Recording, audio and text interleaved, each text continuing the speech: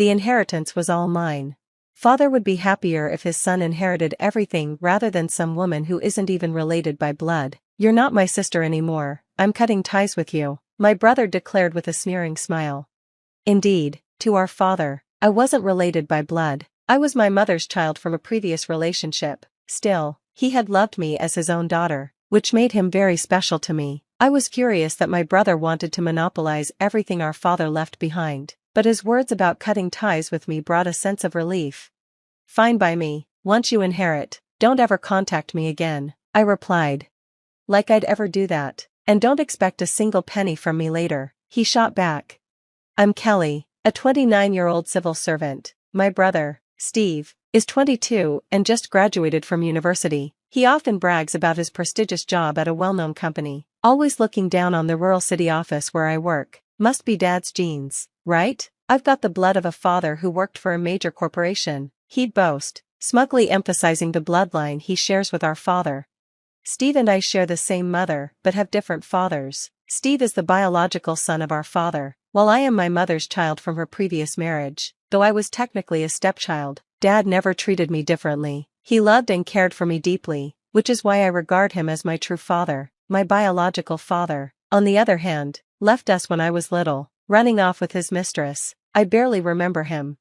When Steve was younger, he didn't care about our different fathers, but everything changed after our mother passed away in a tragic car accident when I was an adult and Steve was still in middle school. Grieving and unable to cope, Steve started blaming me. At the funeral, he screamed, "Why did Mom have to die? It should have been you. No one would care if the step-sibling was gone." His cruel words shocked me, but I stayed silent as our father, angrier than I'd ever seen him, scolded Steve harshly. That day, any affection I had for my brother faded. Over the years, our relationship deteriorated. Steve seemed obsessed with outshining me academically, but his ambitions always backfired. He failed to get into his first-choice schools for both high school and university. As a student, he couldn't out-earn me, a full-time employee, and he avoided sports or arts to escape potential failure. Instead, Steve focused on asserting his higher status as Dad's biological son. He taunted me endlessly, saying, "I'm Dad's real child, you're just an outsider." Initially, I believed his behavior stemmed from misplaced grief, but as he grew older, his words carried genuine malice. Exhausted by his provocations, I started avoiding him altogether. When Steve decided to live at home during university, I moved out to my own apartment. I even coordinated visits with Dad to ensure I wouldn't run into him. 4 years later, Steve graduated and landed a job at a reputable company. I had prepared a tie as a graduation gift, but decided against giving it to him when he greeted me with his usual smugness. "Of course, I got a better job than you. I've got Dad's genes," he said, clearly unchanged by his time at university. I continued living independently, working as a civil servant, while Steve lived with Dad and navigated the struggles of a new working adult. Unfortunately, this phase didn't last long. Less than a year later, Dad fell gravely ill and passed away suddenly, leaving me no time to say goodbye. At the funeral, I took on the responsibilities of the chief mourner. Thanks to Dad's meticulous planning, most of the arrangements were straightforward, except for the inheritance. The only inheritors were Steve and me, and I knew the discussion would lead to conflict. As expected, Steve showed up late to our meeting without so much as an apology and immediately said, "The inheritance? I'm the real child, so it's all mine. You're just a stepchild, an outsider. Isn't it greedy for an outsider to claim anything?" Tired of his arrogance, I offered a deal. "I won't inherit anything. In return, you must promise never to contact me for the rest of your life." "Deal? Like I'd ever contact you. Just disappear," he said, sneering. Disgusted, I left the meeting. The next day, I visited a lawyer to formalize my renunciation of the inheritance. "Kelly, as a stepchild, you technically don't have inheritance rights," the lawyer started. "Actually, Dad adopted me legally," I interrupted, "but I don't want anything. I'm giving it all up." Dad had officially adopted me after marrying my mother, which meant I had full inheritance rights. But I wanted nothing to do with the complications of being labeled a stepchild or a legitimate child. I simply wanted to cut ties and move on. A month later, the family court finalized my renunciation. I was finally free from the burdens of my brother and the toxic family dynamic. I contacted Steve. "Hello, my renunciation of the inheritance is complete," I began. "You know, from the estate investigation, Dad had. Shut up. Steve cut me off angrily. I get it. You've renounced the inheritance. Stop acting like you're my real sister, and don't ever contact me again. He hung up before I could say another word. I sighed deeply, knowing Steve. It was only a matter of time before he came crying back for help. That thought made me feel even worse. 3 months later, the calls and emails started coming in, numerous and persistent. I reluctantly answered one of his calls, hearing his exhausted voice on the other end. You know what? I need to borrow some money, he said. Dad had debts, and I can't keep up with the repayments. I used Dad's savings too, but it's still not enough. What? Sure, Dad had some loans to repay, but if you've used all his savings for it, how is it still this bad? I asked, confused.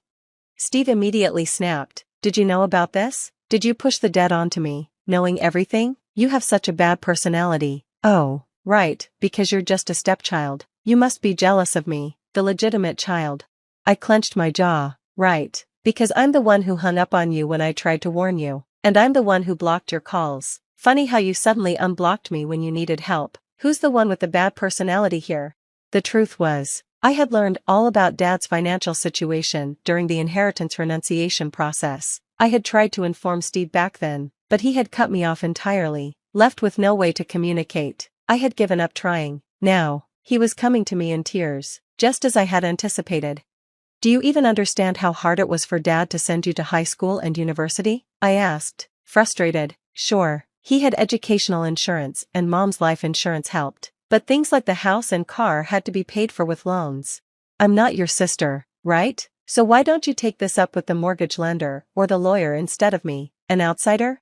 What are you talking about? Steve retorted. Don't sweat the small stuff. Besides, I'm treating you like a sister, even though you're just a stepchild. You should be happy about that. Now, come on, Kelly, give me some money. Furious at his arrogance, I sharply hung up the call and blocked his number. Steve didn't know where I lived, and I had made sure not to leave any clues about my home at Dad's house. To be safe, I even got a new phone. But that didn't stop him. Kelly, please, I need money, otherwise, I can't survive. Steve started showing up at the city office where I worked. Gone was his usual smugness. He looked genuinely distressed. He would visit repeatedly, always during lunch breaks, as if sneaking away from his job. On days he didn't visit, he bombarded my phone with calls, disrupting my work. I explained the situation to my boss, and they moved me to an administrative position, but Steve's harassment escalated. He began staying past closing hours, waiting in the parking lot to confront me after work. One evening, I finally had enough. I caught him lingering in the parking lot and dragged him aside. Stop it already, I said. Don't cause trouble at my workplace. I told you to consult the loan institutions and the lawyer. I already did, Steve snapped, arms crossed, anger flashing in his eyes. The group life insurance covered the mortgage, so I don't have to pay for the house anymore. The car loan is down to about $5,000, and I renegotiated the payments, but that's not the problem. Then what is the problem? I pressed.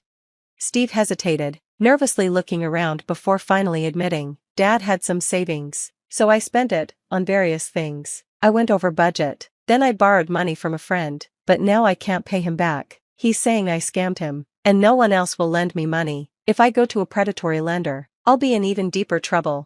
I sighed, my head pounding. His story was convoluted, but the truth was clear. Steve had spiraled into a financial mess of his own making.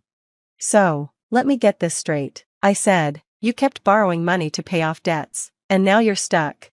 Exactly, he said, his desperation growing. I think I'm already blacklisted. If you pay it off for me, it'll all be over. Just $88,000, come on, Kelly. When he reached out to me, I slapped his hand away. There's no way I'm giving you a dime, I said coldly. This is entirely your fault for overspending and borrowing from loan sharks. Why should I clean up your mess? Steve glared at me, his voice dripping with contempt. Is it because we're only half related? Stepchildren are the worst, so selfish and unpleasant. Without another word, I got into my car and started the engine. Steve tried to cling to the door, but I shoved him off. You promised never to contact me again in exchange for the inheritance, I reminded him. You've broken that promise, begged for money, and insulted me. I don't owe you anything. If you show up again, I'll call the police.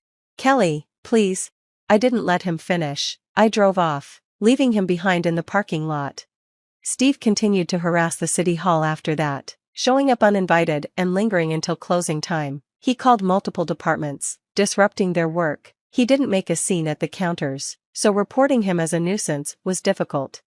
Finally, I decided it was best to disappear. I explained everything to HR and was transferred to a branch office in the mountains. It was a quieter place, with fewer residents, but the work felt more fulfilling. I never returned to my old office. I didn't regret cutting ties with Steve, nor did I miss the complications of being labeled a stepchild or a legitimate child. Free at last, I could focus on building a life of my own, far from my brother's shadow.